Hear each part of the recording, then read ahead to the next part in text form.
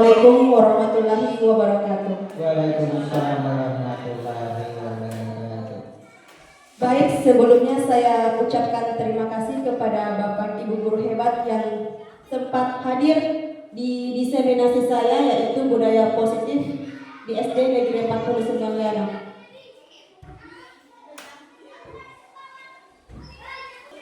Nah, sebelumnya saya akan menjelaskan dulu apa sih budaya positif itu.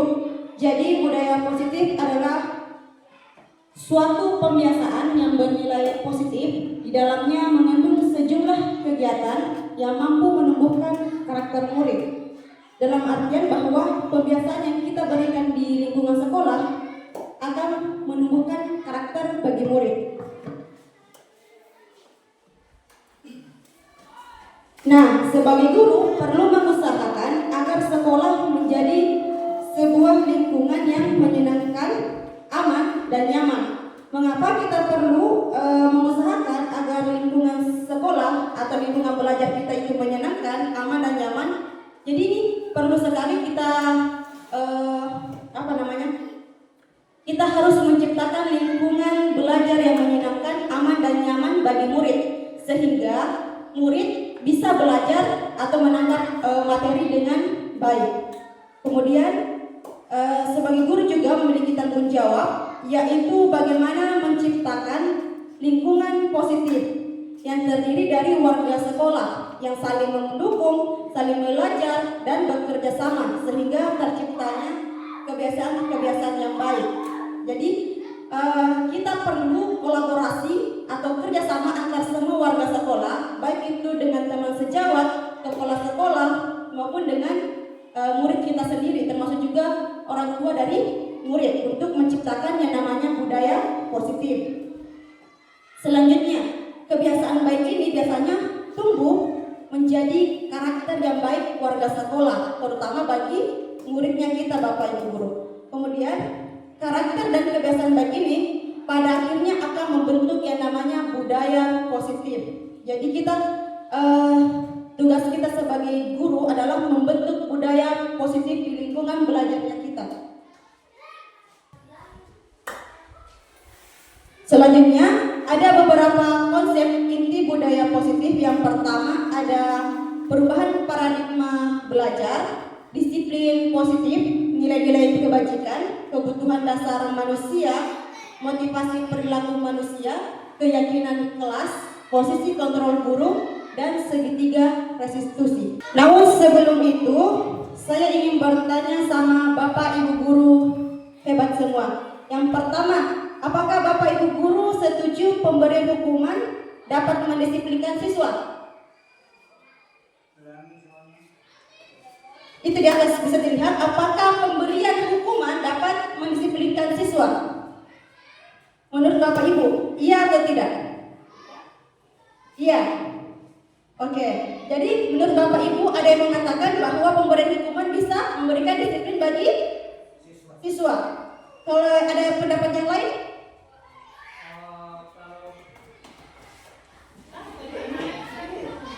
Baik, terima kasih atas kesempatan yang diberikan. Setujukah Bapak atau ya pribadi saya, kalau pemberian hukuman terhadap pendisiplinan siswa itu pemberian hukuman dapat mendisiplinkan siswa? Ya bisa iya, bisa tidak. Tidak bisa kita jaminkan karena setiap karakter siswa itu, tipikal siswa itu berbeda-beda.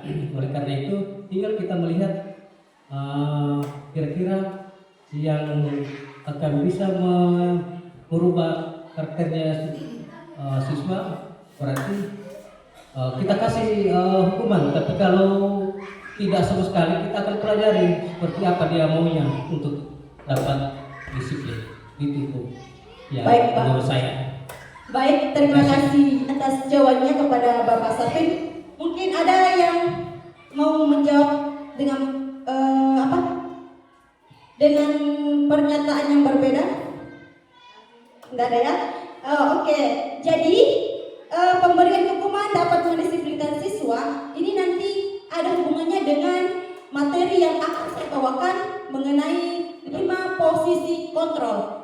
Namun sebelum itu saya lanjut lagi di pertanyaan kedua. Nanti kita simpan jawaban dari Bapak Sarpin, oke? Oke, lanjut. Menurut Bapak Ibu, apakah pemberian hadiah dapat memberikan prestasi bagi siswa? Meningkatkan prestasi bagi siswa? Pemberian hadiah? Pak Sarpin? Terima kasih guru hebat, calon guru penggerak. Kalau menurut saya pribadi ya 75% itu bisa bisa memberi apa namanya Meningkatkan prestasi siswa. ya meningkatkan prestasi siswa kalau kita beri hadiah, karena dia anak-anak dia akan tertarik dengan kalau saya belajar dengan prestasi yang bagus, saya sering kasih hadiah, akan sering kasih hadiah seperti itu. Oke, terima kasih. Baik, terima kasih Bapak Guru hebat atas jawabannya. Jadi ini juga saya simpan lagi jawabannya. Nanti di akhir akan saya jelaskan satu persatu. Apakah jawaban atau opini yang Bapak Guru hebat sebutkan tadi sudah benar atau belum? Oke, sekarang kita lanjut. Guru harus mampu memberikan solusi untuk siswa yang bermasalah. Apakah Bapak Ibu guru setuju? Pasti setuju ya, bahwa guru harus mampu memberikan solusi untuk siswa yang bermasalah. Apalagi kan kita perannya sebagai seorang pendidik. Kemudian yang kedua, apakah guru harus berperan sebagai teman bagi siswa? Bagaimana Bapak Ibu guru, setuju atau tidak? Setuju? Oke. Jadi langsung saja ya. Jadi sebelum kita menjawab tadi pertanyaan-pertanyaan sebelumnya, saya akan menjelaskan dulu tentang pembelajaran dengan paradigma baru. Jadi pembelajaran dengan paradigma baru merupakan pembelajaran yang dirancang berdasarkan prinsip pembelajaran berdiferensiasi sehingga peserta didik belajar sesuai dengan kebutuhannya berdasarkan tahap perkembangan yang selaras dengan teori psikologi modern untuk mewujudkan profil pelajar Pancasila. Jadi, pembelajaran paradigma baru ini maksudnya kita harus mengadakan perubahan pembelajaran yang misalnya tadi kita hanya menggunakan misalnya metode ceramah, kita harus mampu menuntun murid agar dia bisa mengikuti perkembangan zaman. Jadi pembelajaran berdiferensiasi ini kan tadinya itu mungkin bagaimana Bapak Ibu guru dalam belajar, apakah menggunakan student center atau teacher center? Sebelumnya saya tanya dulu, di kelas biasanya Bapak menggunakan metode yang fokus sama guru atau hanya siswa saja yang banyak berinteraksi dalam pembelajaran? Nah, saya juga sebagai guru ya, sebelumnya juga biasanya saya menggunakan yang namanya teacher center atau di mana guru yang banyak berperan. Nah, itu adalah salah satu kekeliruan kita selama ini sebenarnya. Seharusnya yang banyak berperan aktif di dalam proses pembelajaran itu adalah murid. Iya. Jadi guru itu fungsinya apa dalam suatu proses pembelajaran? Dia itu hanya fungsinya sebagai fasilitator atau yang menuntun murid. Biasanya kan kalau saya sebagai guru, biasanya saya hanya masuk di kelas, hanya menyampaikan materi toh saja, hanya menyampaikan materi tanpa mendidik murid bagaimana caranya mereka memiliki karakter yang baik. Jadi saya hanya mengikuti keinginannya saya sendiri tanpa melihat apa yang diinginkan oleh murid kita. Jadi penting sekali bagaimana caranya kita menuntun anak sesuai dengan, kalau menurut Ki Hajar Dewantara, sesuai dengan kodrat alam dan kodrat sama. Jadi ini adalah tugas kita Bapak Guru Hebat untuk mengubah yang tadinya menggunakan pembelajaran hanya berfokus pada guru untuk berpihak pada murid, begitu. Kemudian pembelajaran paradigma baru juga ini ya, tujuannya untuk mewujudkan profil pelajar Pancasila. Seperti kita lihat ada 6 dimensi profil pelajar Pancasila, apalagi di kurikulum Merdeka. Nah, itu yang akan ditumbuhkan karakter profil Pancasila ini, yang akan kita tumbuhkan kepada murid atau anak didiknya kita. Yang pertama itu ada beriman dan bertakwa kepada Tuhan Yang Maha Esa, berakhlak mulia, berkebinekaan global, bergotong royong, kreatif, mandiri, dan bernalar kritis. Jadi keenam dimensi profil pelajar Pancasila ini yang akan kita tumbuhkan kepada anak didik kita.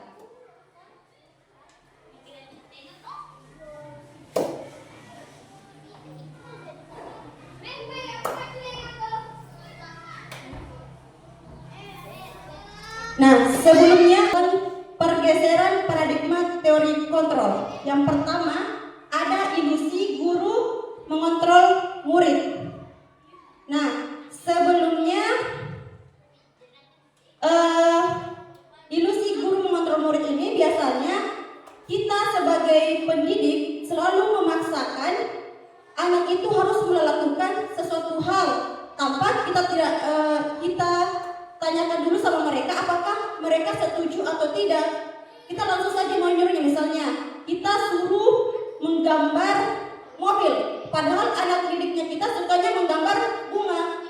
Jadi jangan kita paksakan keinginannya, keinginan kita terhadap murid tersebut untuk menggambar mobil, tapi kita ikuti bagaimana minat atau bakat dari minatnya murid tersebut. Kalau dia suka bunga, jadi kita ikuti silahkan menggambar bunga, tidak apa-apa tidak menggambar mobil, karena itu yang kamu sukai. Oke. Kemudian yang kedua, ilusi bahwa semua pengetahuan positif, efektif dan bermanfaat. Nah, ini ada kaitannya dengan yang tadi yang saya tanyakan tentang penguatan positif kayak pemberian hadiah, begitu ya. Nah, penguatan positif dan efektif biasanya kan kita selalu mengiming-imingi siswa kita untuk dia rajin belajar. Ketika dia rajin belajar akan mendapatkan hadiah. Namun hal itu bisa membuat anak didik kita menjadi ketergantungan. Ketika suatu saat nanti tidak ada lagi dapat hadiah, dia akan mulai malas untuk belajar. Tidak ada lagi motivasi dalam dirinya. Jadi tugas kita sebagai guru adalah meningkatkan motivasi intrinsik. Kan ada 2 jenis motivasi, sebentar akan saya jelaskan. Ya, lanjut lagi untuk selanjutnya, ilusi bahwa kritik dan membuat orang merasa bersalah dapat menguatkan karakter. Nah, ini juga masih sering saya lakukan. Saya selalu memberikan anak dengan kata-kata yang negatif, dengan membuat anak-anak merasa bersalah. Misalnya, kenapa kamu tidak melaksanakan piket di kelas? Kan ibu gurunya jadi kecewa. Nah, kata-kata yang begitu kadang membuat siswa itu menjadi merasa bersalah. Akhirnya timbul dalam dirinya bahwa dia itu lemah, dia itu selalu berbuat salah, dia menjadi kurang percaya diri, begitu. Kemudian yang selanjutnya, ilusi bahwa orang dewasa memiliki hak untuk memaksa. Nah, kadangkala kita sebagai pendidik kan kita menganggap bahwa yang lebih muda harus menuruti perintah dari yang lebih tua. Nah, jadi kita selalu memaksakan kepada anak-anak untuk melakukan segala sesuatu padahal anak tersebut tidak suka. Jadi ini menjadi juga tantangan bagi kita sebagai murid untuk tidak memaksakan apa kepada seorang murid atau anak. Kenapa? Karena bisa menimbulkan anak tersebut menjadi benci sama guru tersebut atau sama mata pelajaran yang diberikan, begitu. Jadi ada banyak dampak yang bisa terjadi ketika kita memaksakan kehendak kita kepada anak atau murid kita.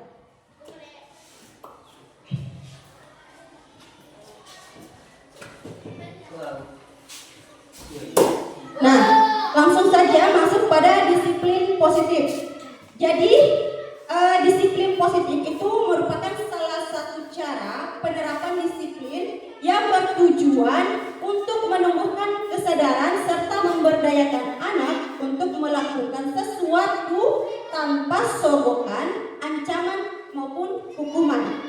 Adapun tujuan dari disiplin positif yaitu menanamkan motivasi pada anak didik kita untuk menjadi orang yang mereka inginkan dan menghargai diri sendiri dengan nilai-nilai yang mereka percaya. Dalam artian berperilaku mengacu pada nilai-nilai kebajikan universal. Jadi disiplin positif ini kita tanamkan kepada anak didik kita atau kita tumbuhkan kesadarannya kepada anak didik kita tanpa adanya sogokan, ancaman maupun hukuman. Kenapa? Karena ketika kita memberikan ancaman atau hukuman, maka itu biasanya akan membuat murid itu semakin memberontak. Dia semakin tidak ingin mengikuti aturan. Jadi yang perlu kita berikan itu adalah bagaimana motivasi dalam dirinya supaya dia sadar akan kesalahan yang dia lakukan. Oke.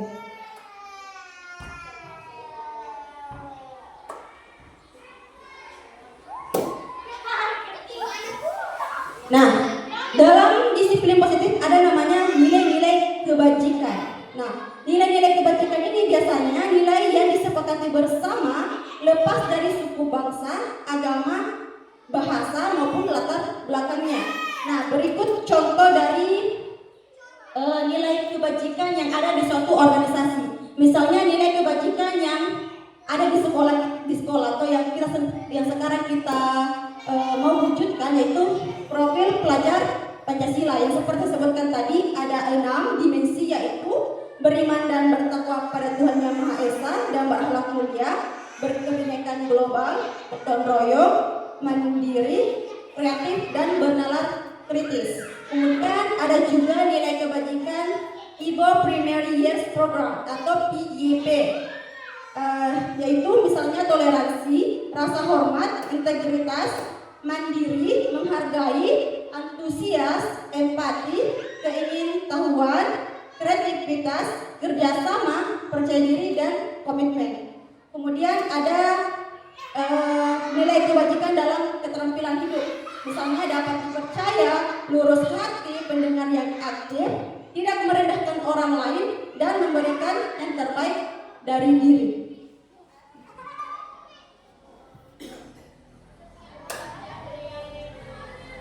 Nah, sekarang kita masuk pada keyakinan kelas, atau biasanya kita itu sebutnya peraturan kelas ya, Bapak Ibu guru hebat. Nah, sekarang saya bertanya, kenapa kita harus menggunakan keyakinan kelas bukan peraturan kelas? Nah, ini yang akan saya bahas. Kenapa menggunakan keyakinan kelas bukan peraturan kelas? Jadi kedua kalimat tersebut, keyakinan kelas dan peraturan kelas, itu adalah dua hal yang berbeda. Kalau keyakinan kelas itu biasanya dibuat berdasarkan kesepakatan antara guru dan siswa yang bersifat universal, sedangkan peraturan biasanya dibuat oleh guru toh saja, artinya bersifat satu arah. Hanya guru yang membuat aturan tanpa harus menanyakan sama muridnya kita. Jadi yang perlu kita terapkan adalah keyakinan kelas. Keyakinan kelas itu kita harus membuat kesepakatan dengan murid. Nah, misalnya kesepakatan itu kita buat nantinya akan menjadi keyakinan bagi mereka. Jadi kita yakinkan mereka bahwa mereka tidak akan melanggar atau mereka akan mengikuti keyakinan yang ada dalam kelas. Bukan peraturan lain. Kalau peraturan dia cuma satu arah. Jadi guru toh saja yang mengatur. Nah, bagaimana cara pembentukan keyakinan kelas atau prosedurnya itu? Yang pertama, kita mempersilahkan siswa untuk mencurahkan ide tentang peraturan yang akan disepakati. Jadi semuanya siswa mencurahkan idenya. Misalnya, apa sih yang bagus kita buat untuk keyakinan kelas kita, untuk peraturan kelas kita? Kita tanya sama satu-satu siswa. Mungkin mereka akan menjawab pertanyaan yang akan menimbulkan jawaban yang berbeda-beda. Nah, kita tulis saja semua dulu, kita curahkan idenya mereka, kita dengarkan, kemudian setelah itu dicatat semuanya masukan dari siswa. Jadi kita kan melakukan kolaborasi dengan siswa untuk membentuk keyakinan kelas. Nah, setelah dicatat, kemudian yang tadinya mungkin, ini kemungkinan pasti ada yang mengeluarkan kalimat yang negatif. Jadi kalimat negatif itu contohnya apa? Mungkin bila kita tanya, kira-kira keyakinan kelas apa yang mau dibuat sama Bapak Ibu Guru kalau misalnya dalam kelas ini pembelajaran? Anggaplah Bapak Ibu Guru adalah murid, saya adalah gurunya. Kira-kira Bapak Ibu Guru mau buat peraturan kelas bagaimana? Mungkin dilarang makan begitu ya? Mungkin misalnya dilarang makan atau minum di dalam kelas. Nah, itu masih berupa kalimat yang negatif. Kenapa? Karena ada kata dilarang. Artinya kita ubah menjadi kalimat yang positif. Ciptakan, jadi kita ubah menggunakan misalnya di dalam kelas. Kita ganti saja contohnya. Misalnya dilarang buang sampah. Nah, dilarang buang sampah ya. Jadi kita gantikan dari kata dilarang itu dalam bentuk negatif, kita ganti menjadi jagalah kebersihan kelas. Jadi itu kan merupakan keyakinan. Jadi jagalah kebersihan di dalam kelas. Jadi jangan menggunakan kalimat-kalimat yang negatif.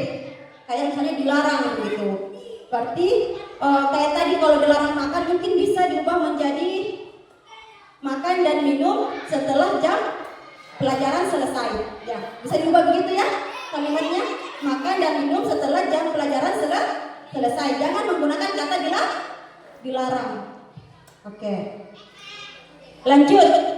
Kemudian dari tinjau kembali curahan pendapat yang terkumpul dan disusun menjadi keyakinan kelas.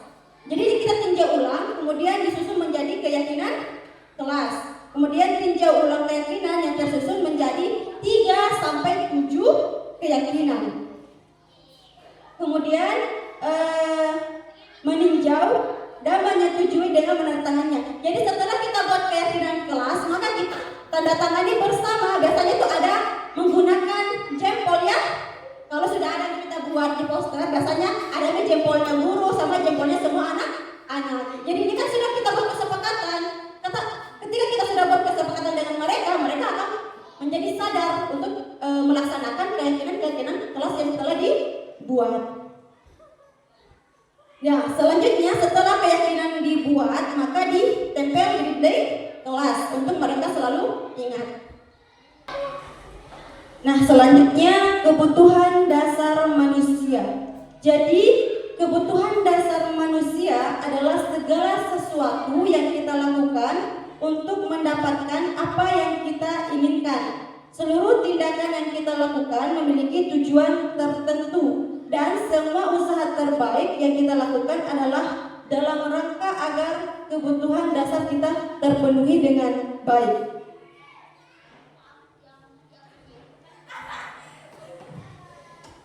Ada 5 kebutuhan dasar manusia. Yang pertama, kebutuhan untuk bertahan hidup. Misalnya, kebutuhan itu makanan, pakaian, tempat tinggal, keamanan, dan kesehatan.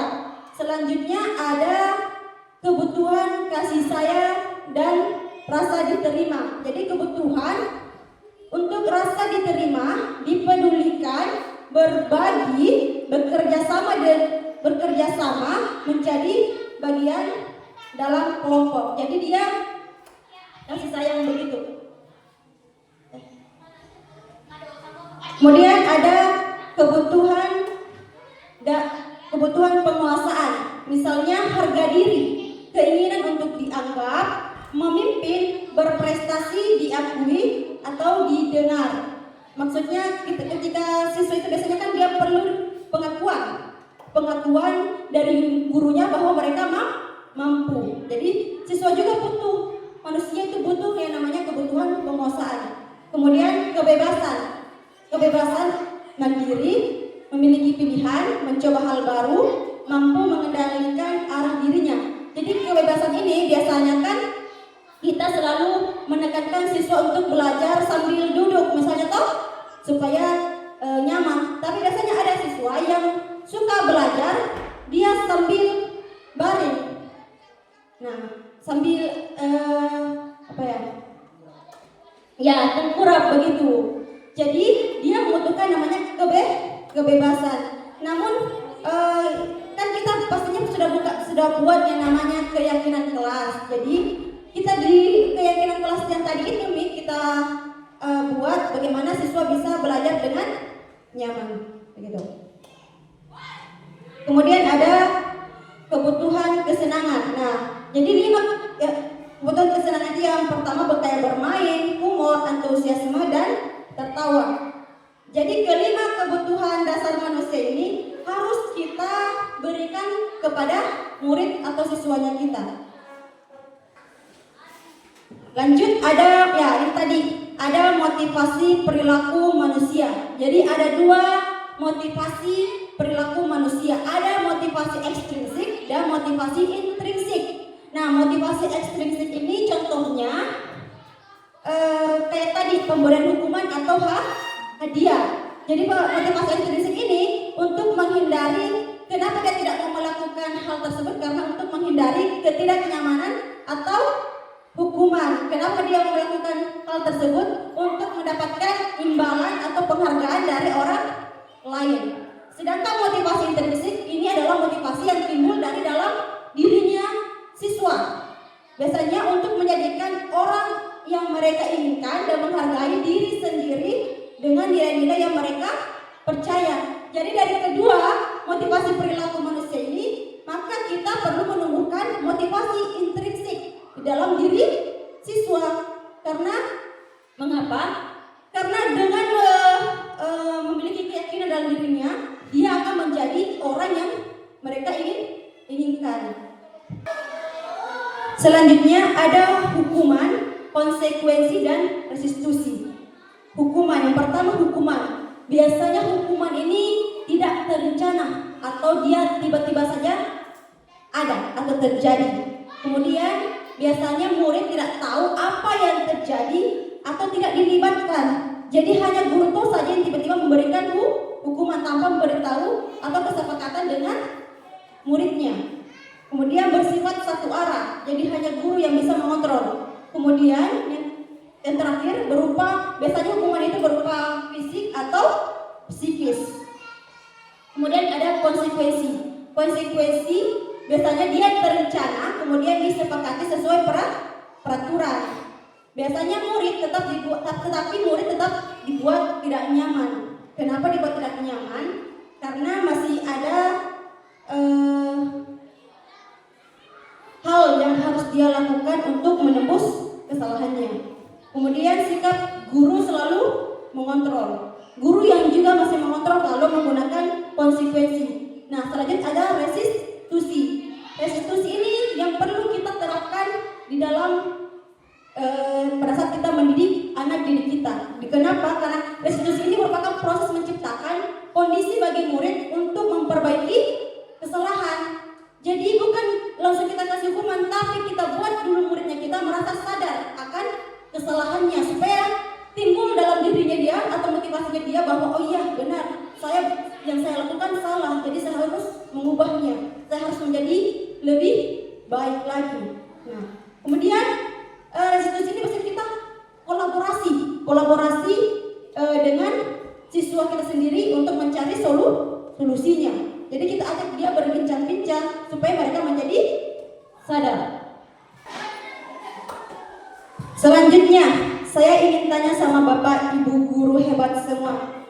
Di sini ada beberapa pernyataan. Kira-kira dari pernyataan ini apakah termasuk hukuman atau konsekuensi menurut Bapak Ibu guru? Dari pernyataan yang pertama, mencatat kalimat saya tidak akan terlambat lagi sebanyak 100 kali di kertas. Apakah hukuman atau konsekuensi?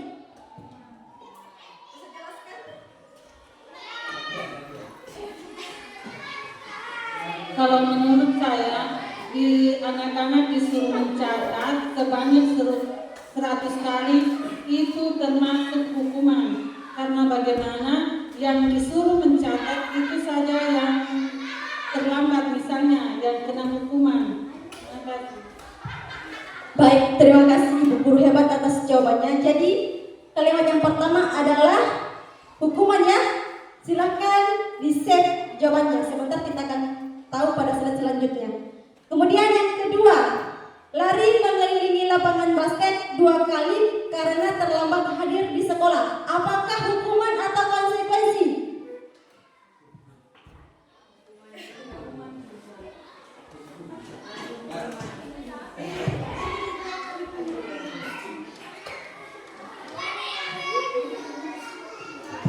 Ya, terima kasih. Kalau menurut saya, lari mengelilingi lapangan basket 2 kali karena terlambat hadir di sekolah berarti ya masuk kategori ya hukuman, dihukum karena dia dalam proses fisik. Begitu. Oke, makasih. Baik, terima kasih atas jawabannya Bapak Guru hebat. Nah, selanjutnya kita cek kembali ya. Berarti ini hukuman, ini juga hukuman. Lanjut lagi di pertanyaan yang ketiga. Membersihkan coretan yang dibuatnya di meja tulis. Apakah hukuman atau konsekuensi? Dari dia membersihkan coretan yang dibuatnya di meja tulis.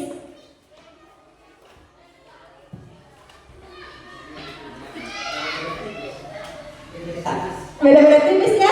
Oke, lanjut lagi kalau begitu. Kita nanti lihat jawabannya.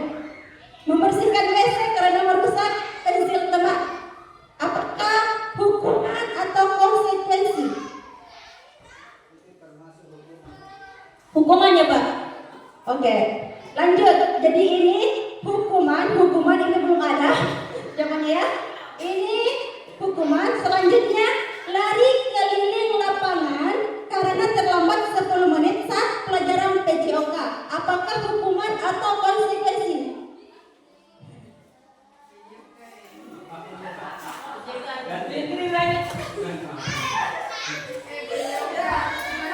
Keliling lapangan karena terlambat 10 menit. Apakah hukuman atau konsekuensi? Kayaknya hukuman juga karena kalau kita bicara konsekuensi berarti ada kita pernah buat perjanjian dulu. Ketika kita lakukan baru kita lakukan konsekuensinya. Berarti ada kontrak antara murid dengan guru dalam satu aturan.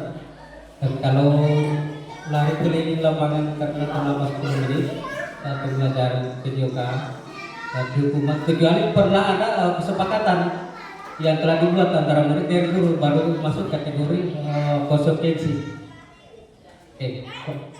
Oke, baik. Terima kasih Bapak Guru hebatnya. Sekarang kita mau lihat jawaban dari kelima pernyataan tersebut. Apakah hukuman atau konsekuensi? Nah, jadi untuk pernyataan yang pertama, mencatat kalimat saya tidak akan terlambat lagi sebanyak 100 kali di kertas itu sudah betul, termasuk hukuman.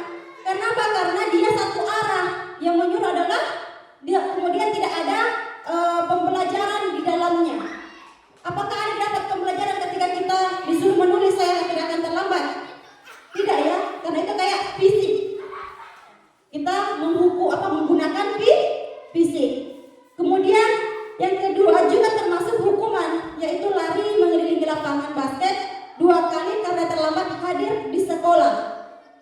Kan bisa kita gunakan yang lain, tidak tanpa harus kita belum tanya kenapa dia terlambat. Mungkin ada hal kenapa dia terlambat, jangan. Nah, ini termasuk hukuman juga karena menggunakan fisik. Kemudian membersihkan coretan yang dibuatnya di meja ditulis. Nah, ini keduanya tidak masuk konsekuensi karena kan kita tidak tahu alasannya mereka. Kita langsung berikan saja perintah untuk mengerjakan ini, padahal kita tidak tahu. Pasti ada alasannya mengapa dia tidak mengapa dia terlambat. Kemudian ya terlambat, sama-sama terlambat ya. Mengapa mereka terlambat? Beda lagi kalau yang ketiga ini, dia sudah benar-benar melakukannya, bahwa dia mencoret di meja. Maka konsekuensinya apa? Maka konsekuensinya dia harus membersihkan atau memperbaiki masalah yang telah dia buat. Jadi dia termasuk konsekuensi. Nah, lanjut, membersihkan WC karena merusak pensil teman. Ini bukan masuk konsekuensi tapi hukuman, karena dia tidak ada solusi dari merusak pensilnya teman. Nah, kalau konsekuensi itu ada solusi. Jadi yang tadinya dia perbuat, dia perbaiki masalahnya. Kalau ini tidak ada masalah yang terselesaikan, jadi konsekuensi itu harus terselesaikan masalahnya. Kemudian lanjut lagi, lari keliling lapangan karena terlambat 10 menit saat pelajaran PJOK. Kenapa ini? Tadi Bapak Guru bilangnya hukumannya, tapi ini adalah konsekuensi. Kan sudah terlambat 10 menit, otomatis yang lain teman-temannya sudah melakukan pemanasan. Maka dari itu diberilah dia hukuman lari keliling lapangan sebagai bentuk pemanasan untuk menyelesaikan masalahnya. Masalahnya kan dia terlambat, dia belum pemanasan, jadi diberikan solusi untuk lari keliling lapangan. Oke, kita lanjut lagi.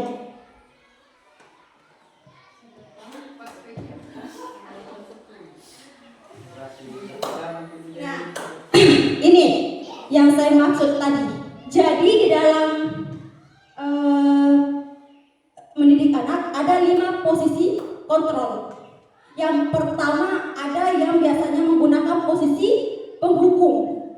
Ciri-ciri dari posisi penghukum ini biasanya dia menghardik, menunjuk, membentak, sama memberikan hukuman berupa fisik atau verbal. Dampaknya apa?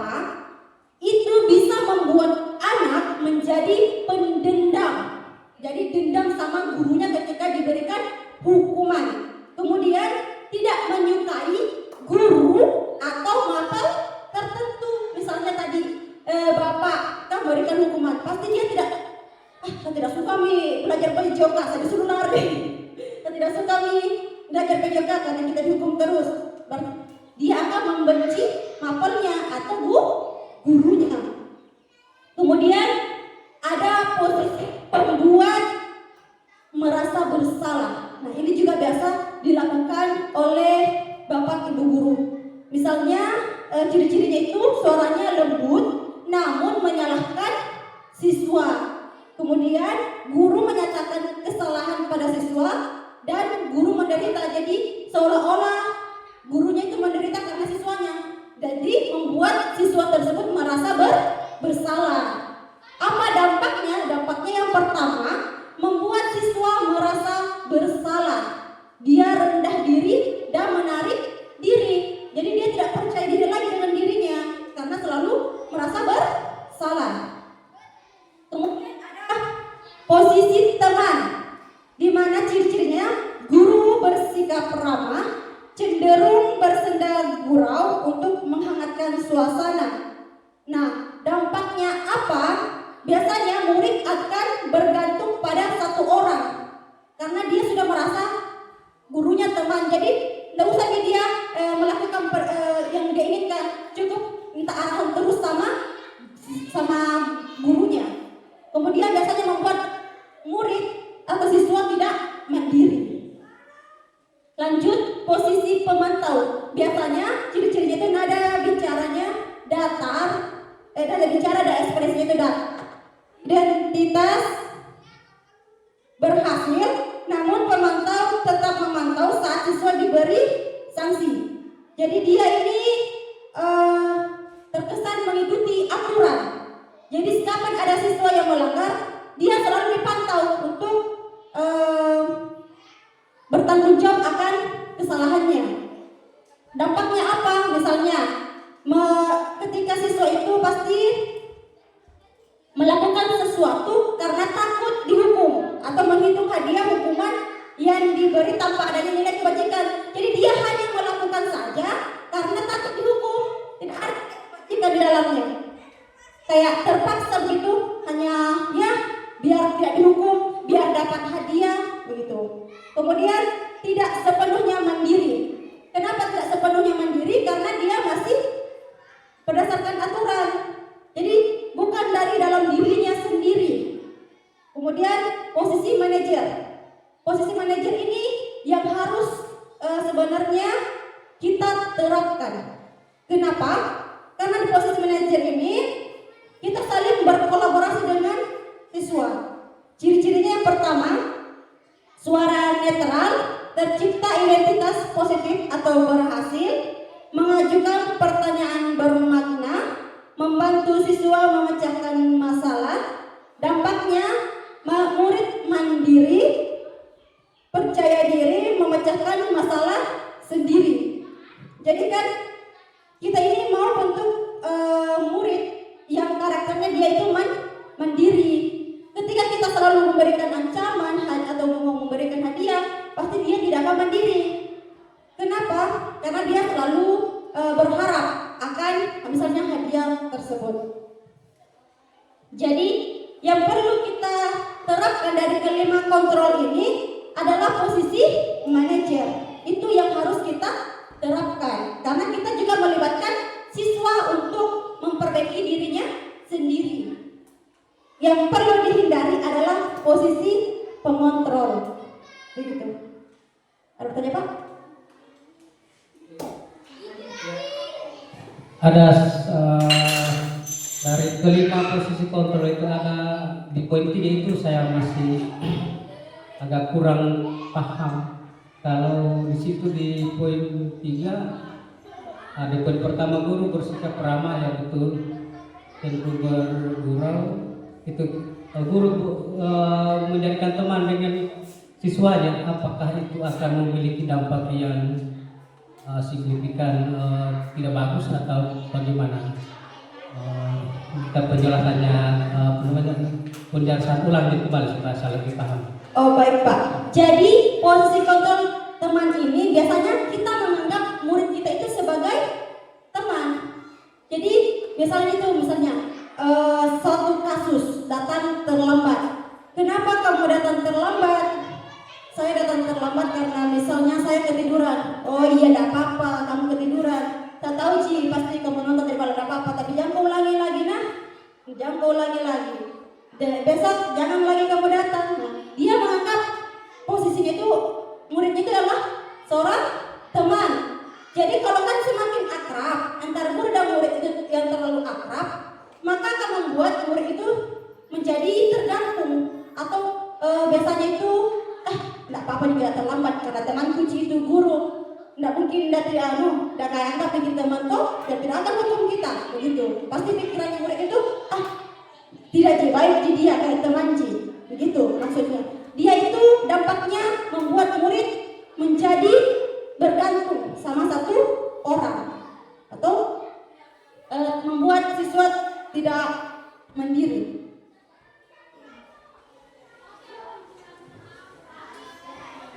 Ya, sekarang saya mau tanya sama Bapak Ibu Guru, apakah Bapak Ibu Guru termasuk posisi kontrol yang mana? Mungkin dari kelima tadi itu semuanya sudah digunakan ya. Kalau saya sendiri saya akui posisi penghukum pernah saya lakukan, posisi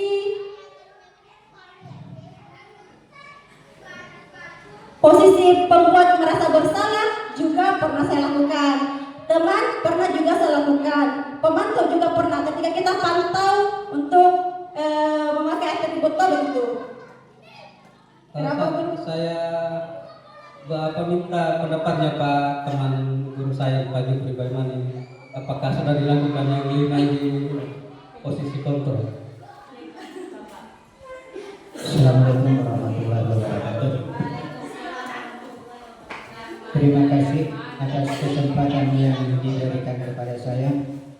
Kalau menurut saya selama ini kesekian itu kami sudah coba beberapa hal, tapi ternyata anak-anak sifat dan kondisi sifatnya berbeda-beda.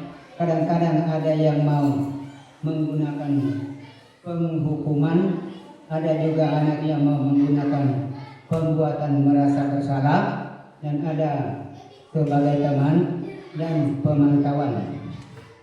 Dan yang kelima itu manajemen.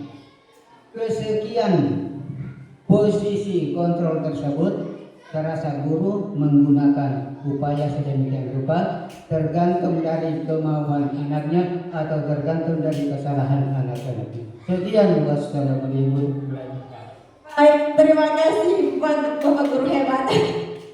Ya betul ya. Beberapa ibu guru hebat menggunakan kelima posisi ini tergantung dari situasinya. Begitu. Nah, ini akan kita jelaskan lagi. Sebelum itu, saya ada pertanyaan. Di sini kasusnya siswa tidak mengenakan atribut lengkap saat upacara bendera. Nah, yang pertama ini berapa? Ada kata-kata ya? Ada kata-kata. Ada kata-kata. Yaitu, berapa kali aku harus memberitahumu? Kamu selalu saja mengecewakan Bapak. Apakah ini termasuk posisi kontrol apa ini? Yang pertama, apakah penghukum, pembuat merasa bersalah, teman, pemantau, atau manajer? Berapa kali aku harus memberitahumu? Kamu selalu saja mengecewakan Bapak. Teman? Kalau ibu, yang kedua, pembuat merasa bersalah. Oke, ada yang membuat merasa bersalah, ada yang sebagai teman. Oke, di-save jawabannya, di-save. Sebentar akan saya tampilkan.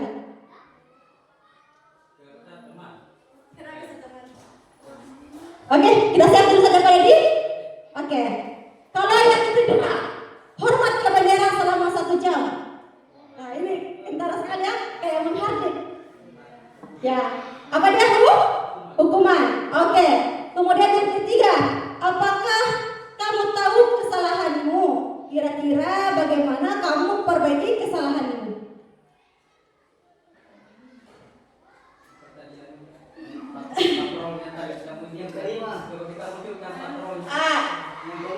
Yang kelima, manajer.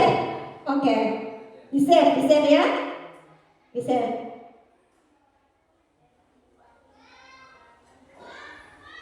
Oke, yang keempat, ayo dong ikuti peraturan sekolah, tolong bantu ibu sekali ini saja. Ya sudah, tidak apa-apa.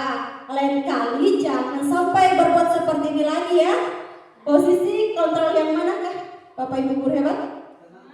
Teman? Oke. Pemantau. Oke.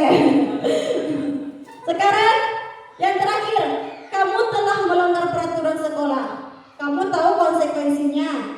Setelah upacara, kamu melihat atributnya ke koperasi dan jangan diulangi lagi ya.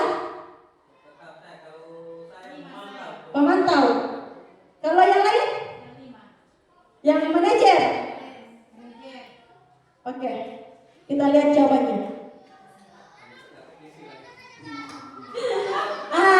Jadi yang pertama itu adalah pembuat merasa bersalah. Sudah betul tadi yang dibilang Ibu Rosma. Kenapa? Kan kalimatnya kayak bilang, kamu berapa kali aku harus memberitahumu? Kamu selalu saja mengecewakan Bapak. Di situ ada kata mengecewakan. Jadi murid ini seakan-akan dia merasa bersalah. Hanya 2 benar saya. Oke, lanjut. Yang kedua, ini kentara sekali karena dia kayak menghardik atau nada suaranya keras. Hormat ke bendera selama 1 jam. Nah, dalam bentuk hukuman fisik. Jadi dia penghukum. Kemudian yang selanjutnya, apakah kamu tahu kesalahanmu? Nah, kita tahu dulu. Kita buat siswa sadar apakah dia sudah benar atau tidak. Atau kira-kira bagaimana kamu memperbaiki kesalahanmu. Kemudian kita carikan solusi. Jadi itu dia posisi manajer. Ya. Selanjutnya ini, ayo dong mengikuti aturan sekolah, tolong bantu ibu sekali ini saja. Ya sudah, tidak apa-apa. Lain kali jangan sampai berbuat seperti ini lagi ya. Nah, ini kesannya dia akrab dengan muridnya. Jadi dia posisinya teman. Kemudian yang terakhir, kamu telah melanggar peraturan sekolah. Kamu tahu konsekuensinya. Setelah upacara, kamu boleh ributnya, koperasi, dan jangan diulangi lagi ya. Jadi dia posisinya pemantau. Setelah kalau pemantau ini dia kesannya harus mengikuti peraturan. Jadi ketika melanggar peraturan ada konsekuensinya, tapi tidak ada nilai kebajikan di dalamnya. Kenapa? Bisa saja murid masih bisa mengulanginya keesokan harinya. Kalau manajer yang kita gunakan itu akan membuat dalam dirinya itu sadar bahwa yang dia lakukan itu salah, sehingga solusinya apa? Menjadi lebih baik. Oke.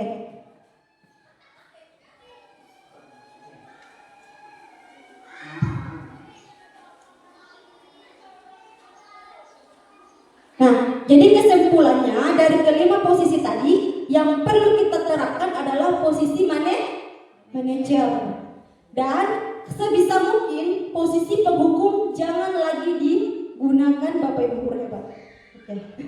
Sekarang lanjut ke segitiga restitusi. Nah, segitiga restitusi ini merupakan suatu proses dialog yang dijalankan oleh guru agar dapat menghasilkan murid yang mandiri dan bertanggung jawab. Ada 3 tahapan dalam segitiga restitusi. Yang pertama, menstabilkan identitas. Yang kedua, validasi tindakan yang salah. Dan yang terakhir, menanyakan keyakinan.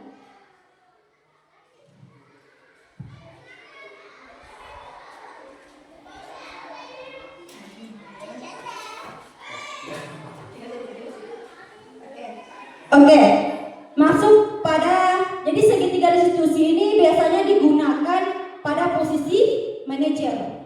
Yang pertama itu ada menstabilkan identitas. Berdasarkan prinsip bahwa membuat kesalahan adalah bagian dari proses pembelajaran. Jadi anak jangan langsung dijudge bahwa kamu salah, tapi dia salah berarti dalam proses pembelajaran. Nah, contoh kalimatnya misalnya atau pertanyaannya, berbuat salah itu wajar. Tidak ada manusia yang sempurna. Bapak atau ibu juga pernah melakukan kesalahan. Bapak atau ibu tidak mau mencari siapa yang salah, tapi bapak ibu ingin mencari solusi permasalahan ini. Kamu berhak merasa begitu. Nah, itu contoh kalimatnya pada menstabilkan identitas. Jadi kita stabilkan dulu identitasnya. Dia kan identitasnya apakah perbuatannya itu salah atau tidak. Nah, kalau merasa salah, jadi jangan, tidak apa-apa, semuanya orang pernah berbuat salah.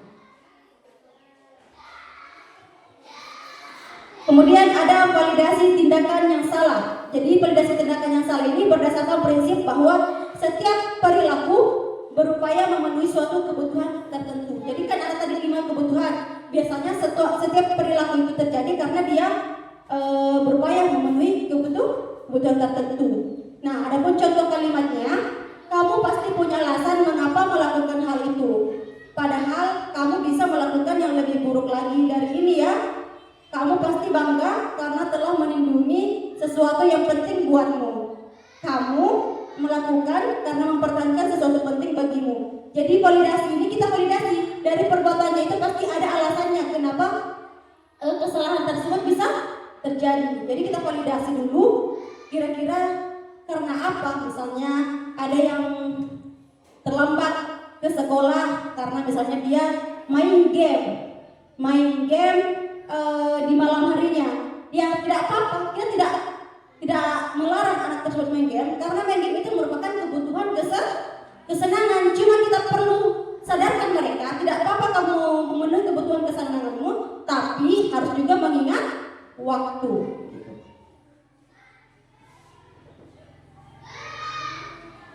Kemudian ada menanyakan keyakinan. Ini berdasarkan prinsip setiap teori kontrol bahwa pada dasarnya kita termotivasi secara intrinsik. Jadi harus yang ditimbulkan dalam diri anak itu motivasi intrinsiknya, kesadaran dari dalam dirinya. Nah, contoh kalimatnya, apa keyakinan kelas kita, nilai-nilai apa yang telah disepakati bersama, seperti apa gambaran sebuah kelas yang ideal menurut kamu, atau kamu ingin menjadi orang yang seperti apa. Jadi setelah kita validasi tindakan yang salah, kembali lagi kita menanyakan keyakinan kelas. Nah, keyakinan kelas ini kan sudah disepakati sebelumnya. Nah, kita buat dia sadar bahwa apa yang dia lakukan itu sudah melanggar keyakinan kelas. Maka kita sadarkan kembali keyakinannya untuk tidak mengulangi kesalahan yang sama. Baik, itu. Oke, sekian dari saya. Mungkin ada pertanyaan dari Bapak Ibu guru hebat semua?